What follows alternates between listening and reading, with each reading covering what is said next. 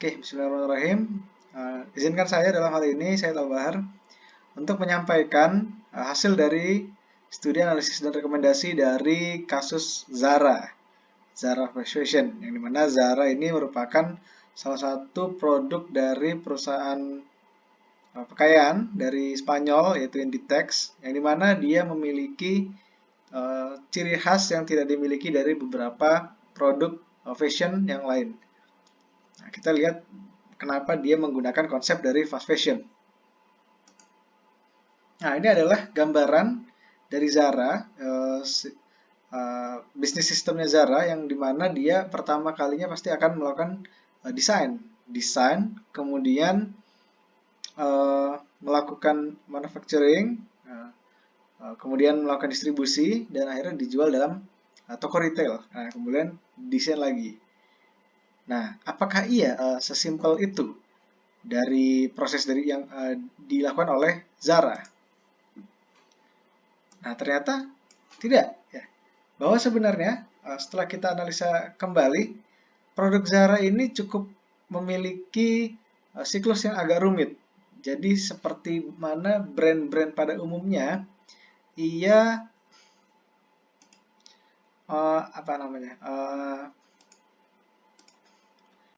melihat daripada fashion show, kemudian menganalisa apa yang kira-kira itu menjadi banyak peminatnya atau menjadi tren di dunia.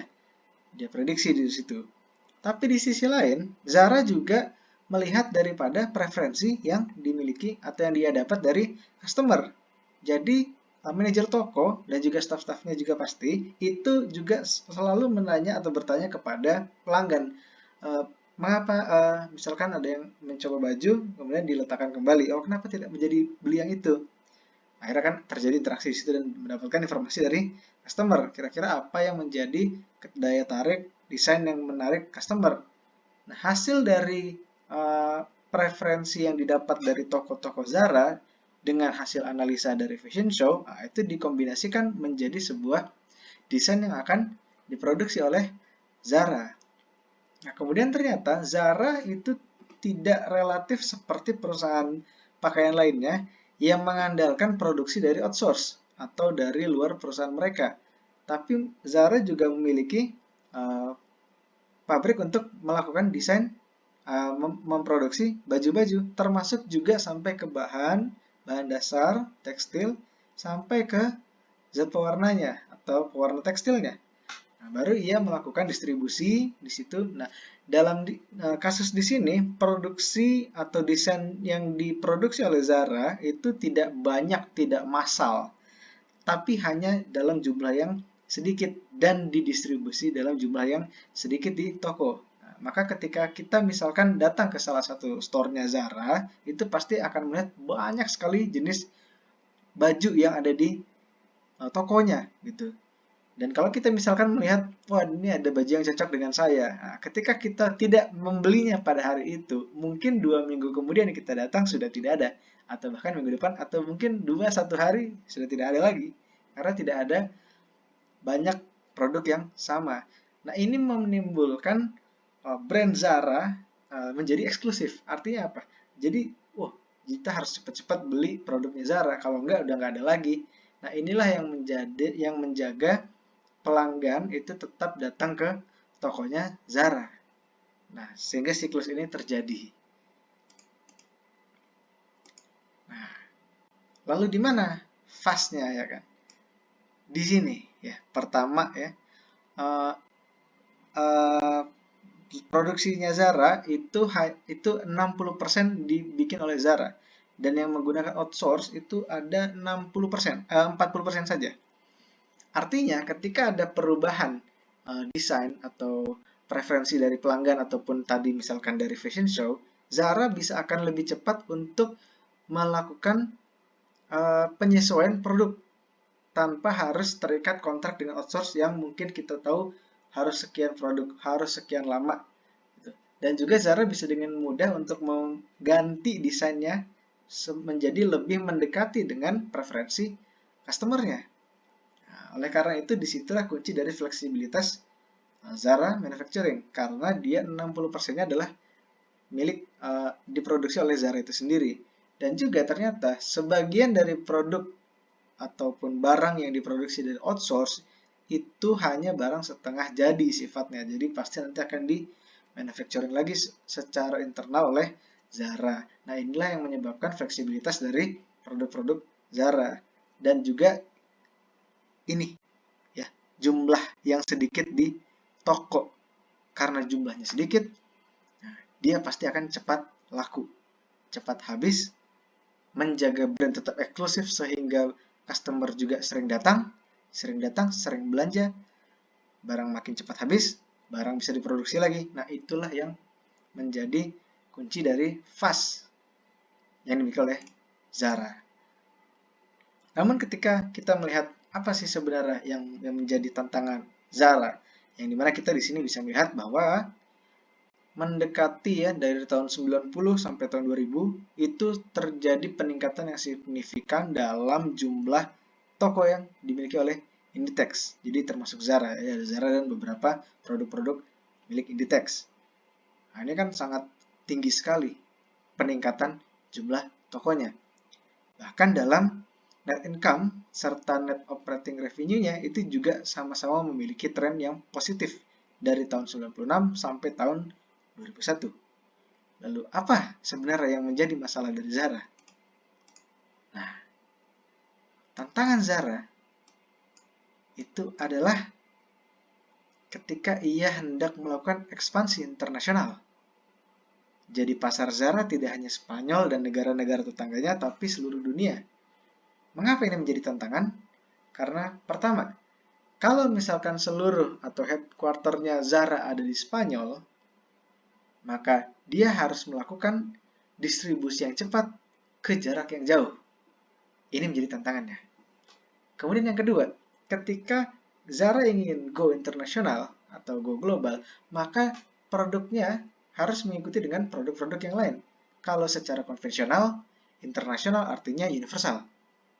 Artinya produk yang dijajakan kepada customer di Spanyol, kepada di Italia, di Turki, di Indonesia bahkan mungkin, atau di Amerika, itu haruslah match. Seperti desain-desain yang casual. Nah, ternyata ini bertolak belakang dengan Zara itu sendiri, yang dimana Zara memiliki produk yang unik. Unik artinya tidak universal, sedangkan internasional adalah universal. Nah, itu dia tantangan dari Zara ketika ia hendak melakukan ekspansi internasional. Kemudian juga tentang penyelarasan kembali soal manajemen perusahaan. Baik itu misalkan nanti mau dibuat hanya toko saja, ataupun menambah outsource, ataupun menambah lagi pabrik-pabrik produksi milik Zara. Nah, karena selama ini yang terjadi adalah Zara hanya align di sumber dayanya saja dan franchising, tapi tidak sampai ke tahap produk development, yang hanya bermodal daripada preferensi dari pelanggan yang datang ke toko Zara. Lalu juga ya, Zara juga memiliki pendapatan peningkatan tahunan yang cukup tinggi ya.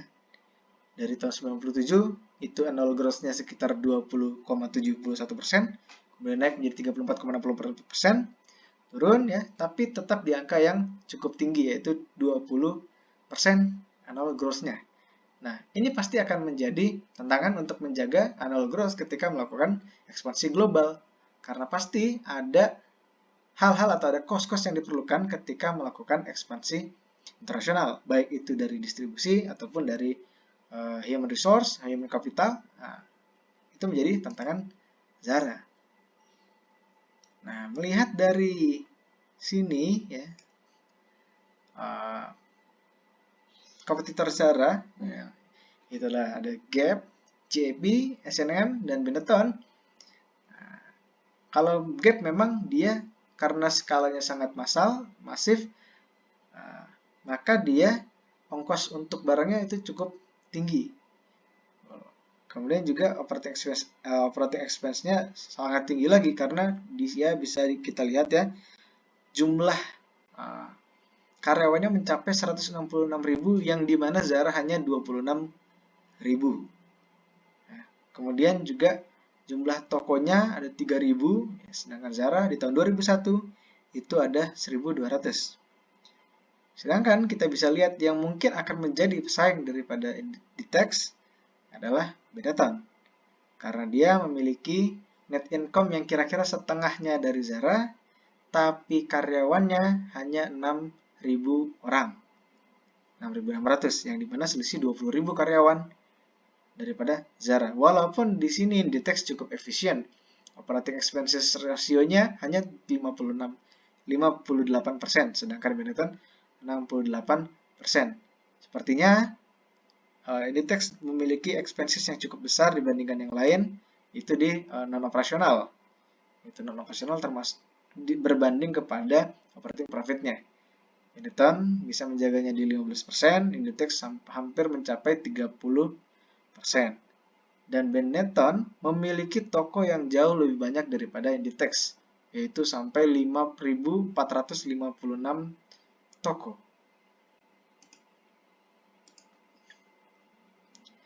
Maka inilah kira-kira yang bisa kita lakukan dari sudut pandangnya Zara untuk bisa stabil dalam international expansion.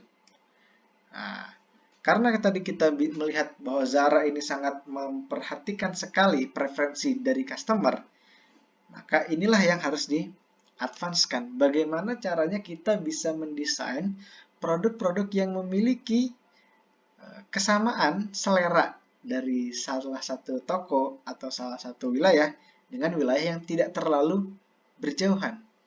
Artinya, market research tidak hanya akan dilakukan di Zara, tapi di luar daripada itu. Perlu melakukan riset pasar juga, melihat daripada selera yang dimiliki oleh lokasi tersebut. Mengapa harus bisa similar design dengan beberapa daerah? Karena inilah yang nanti akan meningkatkan kecepatan atau meminimalisir tidak cepatnya Zara itu sendiri. Nah, di sini juga saya mencantumkan bahwa harus melihat daripada purchasing power of management. Karena pasti Zara ini cukup tinggi dari harga cost-nya dibandingkan produk-produk yang biasa saja gitu. Jadi bukan mahal, tapi ya bisa dikatakan menengah sampai menengah ke atas gitu. Ketika dia ekspansi global, maka juga harus melihat daya saing dari melihat dari daya beli konsumen. Nah, sehingga tadi ya, misalkan ini ada toko A, toko B, toko C yang satu daerah, atau mungkin misalkan beberapa negara yang berdekatan. Nah, riset pasar tadi bisa membantu untuk menghasilkan sebuah desain yang seleranya itu bisa diterima di 3 negara sekaligus atau 3 toko sekaligus.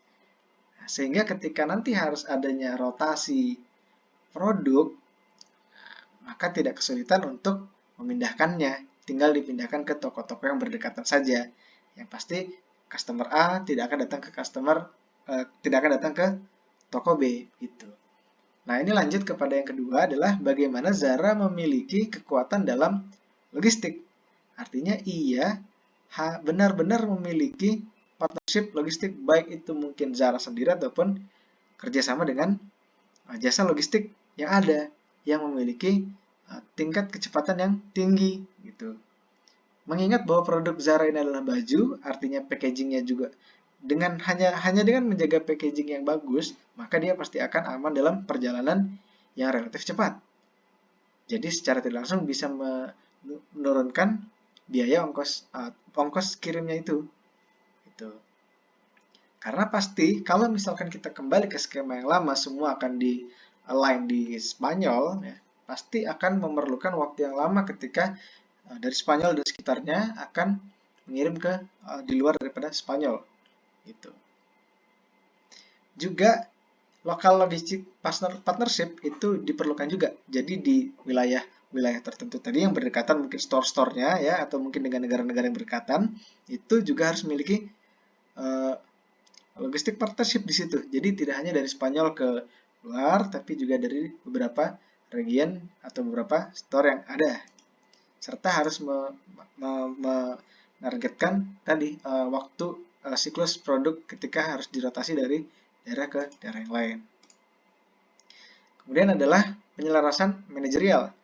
Nah, bagaimana nanti akan ada seorang stakeholder lagi, yaitu seperti regional leader yang dia akan menyelaraskan semua yang berada dalam situ, administrasi yang ada di situ, baik itu mulai logistik, human resource, operation, termasuk tadi soal logistik, jadwal untuk rotasi, termasuk juga bagaimana meng-create daripada atau mengumpulkan data-data preferensi pelanggan yang ada di beberapa daerah secara sekaligus, sehingga bisa menghasilkan produk yang memiliki similarity dari untuk dijual di store A, store B, store C yang saling berdekatan.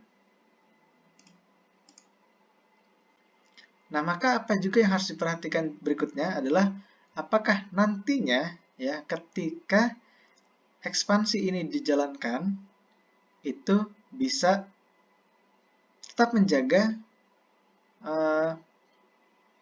pengeluaran ya, tetap menjaga pengeluaran yang dimiliki oleh yang harus dikeluarkan oleh Zara, karena pasti ketika terjadi ekspansi pasti akan meningkat juga produk belanja barang pasti akan meningkat. Terus biaya operasional pasti akan meningkat, biaya non operasional juga pasti akan meningkat, dan harus yang dijaga adalah net income-nya yang pasti akan berbanding lurus dengan annual growth atau company growth, begitu. Sampai sejauh ini memang ini menjadi decision yang cukup bagus dibandingkan harus membangun pabrik-pabrik baru untuk ekspansi. Ini juga akan menjaga style Zara ataupun style Inditex untuk tetap bisa berada di satu lokasi, namun produk-produknya dijual ke banyak daerah berdasarkan preferensi dari pelanggan yang ada di daerah tersebut.